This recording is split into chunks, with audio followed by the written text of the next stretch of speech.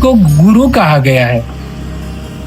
ऐसे ही हमारे विद्यालय के गुरुजन होते हैं, वो भी हमारा हित चाहते रहते हैं, इच्छा करते रहते हैं कि ये आगे बढ़े, देश का भविष्य उज्जवल हो, क्या भावना रहती है, तो उसको गुरु कहा गया है।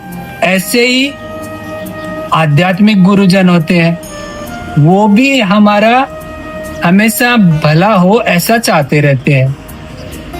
लेकिन आध्यात्मिक का अर्थ है जैसे हम और हमारा, ये दो जीवन के आधार है। तो इसमें हमारा शरीर होता है और शरीर के अंदर जो हम होते हैं वो आध्यात्मिक होते हैं। तो जो शरीर के अंदर हम होते हैं उसी का भला चाहते हैं आध्यात्मिक गुरुजन, जिनको हम ऋषि मुनि भी कहते हैं। और ऐसा कहते हैं भारतीय ऋषियों की संतान है हम, ऐसा मानते हैं। तो वो जो है हम संतान मानते हैं अपने आप को, तो वो पिता होते हैं, पिता तुल्य होते हैं, इसलिए वो हमारा भला चाहते हैं। ऐसे ही गुरुजन भी, जो विद्यालय के गुरुजन है, वो भी पिता तुल्य ही होते हैं, माता पिता तुल्य।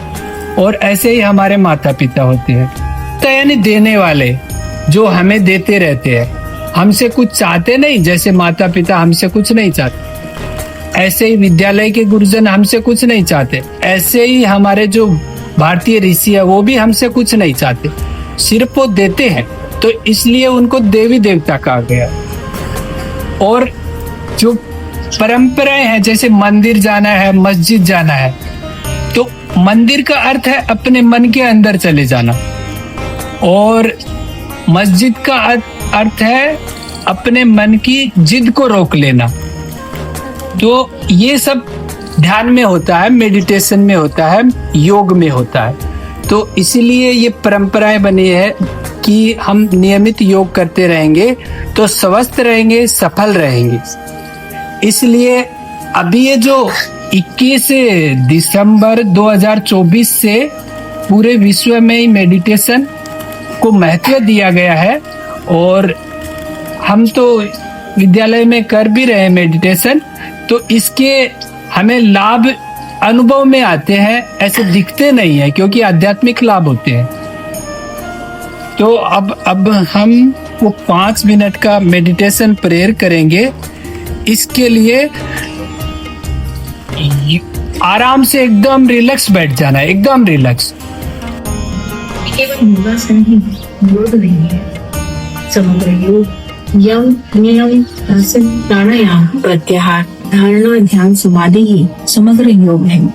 आसन तो केवल एक उपादान है जिसके नियमित अभ्यास करने से शरीर को ध्यान हेतु सुयोग्य बनाया जा सकता है, और इन विषम परिस्थितियों में लड़ने के लिए योग, आयुर्वेद और प्राकृतिक चिकित्सा ही हमारी रोग प्रतिरोधक क्षमता का विकास करती है।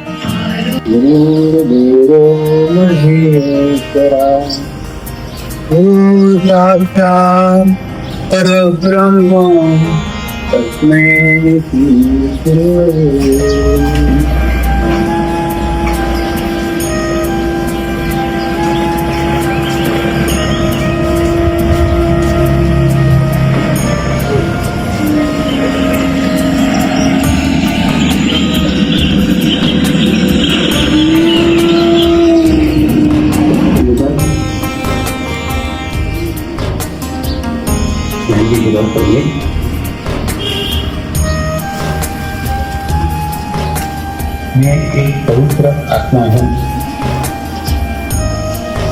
मैं एक शुद्ध आत्मा हूँ, मैं एक पवित्र आत्मा हूँ, मैं एक शुद्ध आत्मा हूँ, मैं एक पवित्र आत्मा हूँ, मैं एक शुद्ध आत्मा हूँ। अनुभव करते हैं।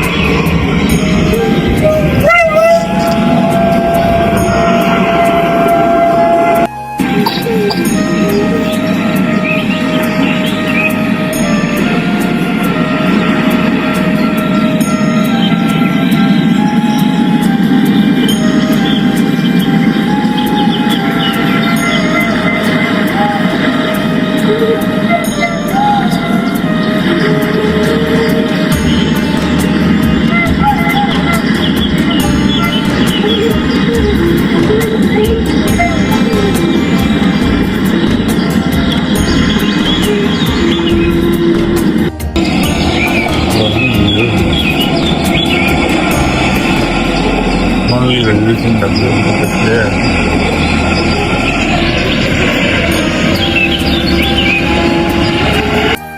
हम सब आत्माओं की शुद्ध इच्छा है। पृथ्वी शांति राप शांति रौषधय शांति वनस्पतयः शांति विश्वे देवाः शांति ब्रह्म शांति सर्वत्वं शांति शांतिरेव शांति क्षमा शांतिरेधि ओम शांति शांति शांति सर्वारिष्टतु शांतिर्भवतु।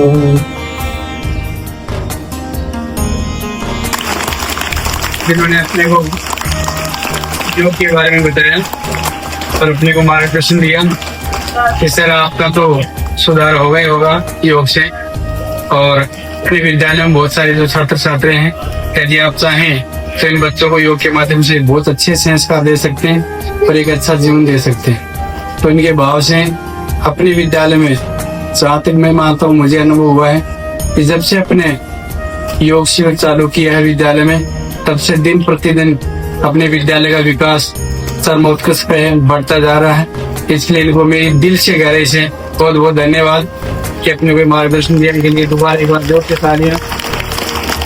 और मैं आशा करता हूँ कि प्रत्येक छात्र छात्राएं जिस प्रकार अपने विद्यालय में अनुभव हुआ है, उसी प्रकार अपने परिवार में, समाज में, आसपास में, क्षेत्र में इस योग का प्रचार प्रसार करें, ताकि इसका प्रत्येक इंसान को जो जीव है उसको लाभ मिले और अपना जीवन अच्छी तरीके से जीवन यापन कर सके।